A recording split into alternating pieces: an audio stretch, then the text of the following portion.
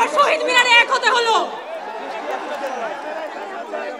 গত 5 মাসে সরকারের কি প্রোক্লেমেশন ঘোষণার সুযোগ হয় নাই?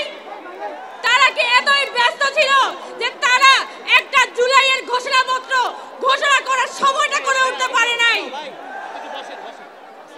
এই পরিপ্রেক্ষিতে কিছুদিন আগে আমরা বৈষম্য বিরোধী ছাত্র আন্দোলন আমরা এই উদ্যোগটা গ্রহণ করি যে এই জুলাইয়ে যে যোদ্ধারা জীবন দিয়ে রাস্তায় যুদ্ধ করেছিল, লড়াই করেছিল, তাদের সেফটি আমাদের দিতে হবে।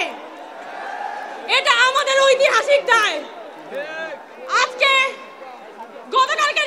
গতকালকে রাতে যখন প্রধান উপদেষ্টা প্রেসিং আবার ঘোষণা করেছে যে তারা প্রোক্লেমেশন সকলকে নিয়ে ঘোষণা করবে, আমরা সেটাকে কিন্তু সাধুবাদ জানিয়েছি। আমরা স্পষ্ট বলতে চাই এই প্রোক্লেমেশন নিয়ে আমরা কালক্ষেপণ চাই না। আজকে 31শে ডিসেম্বর আমরা রীতিমতো বাধ্য হয়ে এখানে একত্রিত হয়েছি। গত 5 আগস্টের পরে নতুন বাংলাদেশের রূপ তখনই সফল হইতো যদি আলোচনার টেবিলে সবকিছুর থেকে সমাধান আসতো। কিন্তু আমরা দেখতে পাচ্ছি যে আলোচনার টেবিলে কোনো সমাধান আসে না।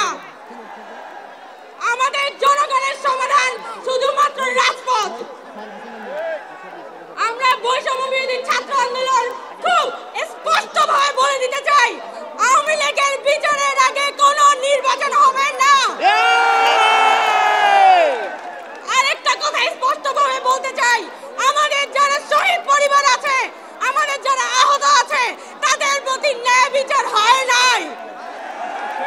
এই মানুষগুলোর প্রপার ট্রিটমেন্ট, তাদের পুনর্বাসন হইতে হবে এবং সরকার সম্পূর্ণ দায় নিয়ে এই পরিবারগুলোর সেফটি, যার হাত চলে গেছে, পা চলে গেছে, যার চোখ চলে গেছে, তার সেফটি সরকারকে দিতে হবে।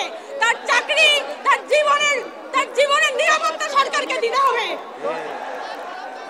খুব বেশি কথা বাড়াবো না, আমাদের অনেক বক্তা সামনে আছেন, কিন্তু আমরা বৈষম্য বিরোধী ছাত্র আন্দোলন খুব স্পষ্ট কথা বলতে চাই যে জুলাই মরে যায় নাই। আমরা জুলাইয়ের স্পিরিট নিয়ে এখনো পর্যন্ত রাস্তায় আছি এবং আমরা কোনোভাবে সেই 90-এর মতো, সেই 71-এর মতো 24কে ব্যর্থ হতে দিব না। আমরা 24-এর যোদ্ধা, সবাইকে এই জুলাইয়ের স্পিরিট সমুন্নত রাখার আহ্বান জানিয়ে আমি আমার বক্তব্য এখানেই শেষ করছি। ধন্যবাদ সবাইকে।